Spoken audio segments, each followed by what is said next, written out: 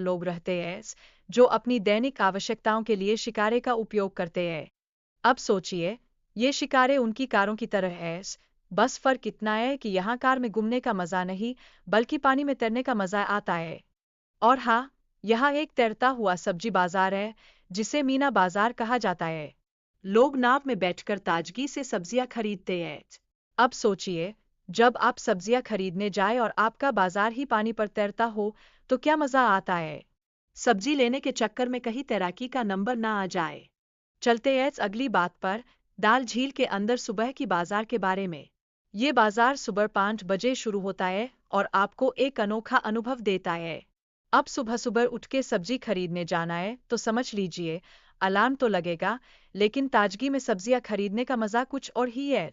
क्या आप जानते हैं, शिकारे बनाने के लिए सीडर, डिओडर की लकड़ी का इस्तेमाल होता है।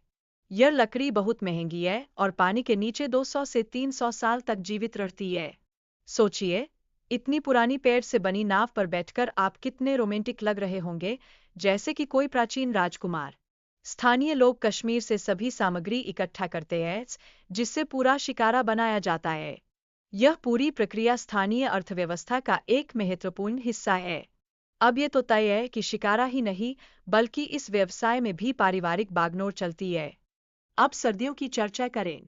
यहाँ का तापमान -5 डिग्री सेल्सियस तक गिर जाता है, जिससे झील जम जाती है। लोग उसकी ठंडी सतह पर खेलते हैं। अब समझ लीजिए कि सर्दियों में बर्फ पर खेलना कितना मजेदार होता है, बस ऊपर से गिरने का डर थोड़ी देर तक रहता है। यहाँ कांगड़ी का उपयोग खासकर सर्दियों में होता है, जब तापमान बहुत गिर जाता है। यह लगभग 3 से 4 महीनों तक उपयोगी रहता है। अगर आपको सर्दियों में तपिश चाहिए, तो कांगड़ी से बेहतर दोस्त कोई नहीं। कांगड़ी को शादी में दुल्हन को उपहार के रूप में दिया जाता है। यह इस वस्तु की सांस्कृतिक महत्वता को दर्शाता है। हाँ, कांगड़ी सम्मान में दुल्हन के लिए गर्माहट का प्रतीक बन जाता है। इस बर्तन की गर्मी इतनी प्रभावी होती है कि इससे अंडे भी उबाले जा सकते हैं। जी हाँ, ये एक ही बर्तन आपके लिए सर्दी से राहत देने के साथ साथ नाश्ते का इंतजाम भी कर सकता है। बस ध्यान रखें, कहीं अंडे उबलते हुए बर्तन के साथ भाग ना जाएं। कश्मीर में पर्यटन का बहुत महत्व है, क्योंकि स्थानीय लोग इसी से अपनी रोजी रोटी कमाते हैं।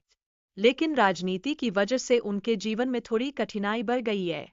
अब ये सोचकर परेशान होने की जरूरत नहीं, बस दिमाग में एक सही योजना बनाएं। कश्मीर की सुरक्षा पर हर कोई सवाल उठाता है, लेकिन यह अन्य स्थानों के बराबर सुरक्षित है। बस यहाँ आकर खुद इसकी असली स्थिति का अनुभव करें। कौन जानता है, शायद यहाँ आकर आपके लिए भी कोई नया रोमांच छुपा हो। कश्मीर में शांति की उम्मीद है। स्थानीय लोगों का विश्वास है कि एक दिन सब कुछ ठीक होगा। यह सकारात्मकता उनके जीवन का हिस्सा है। और जब खुश रहने का वक्त आता है, तो कश्मीर आने का तो मजा ही कुछ और है।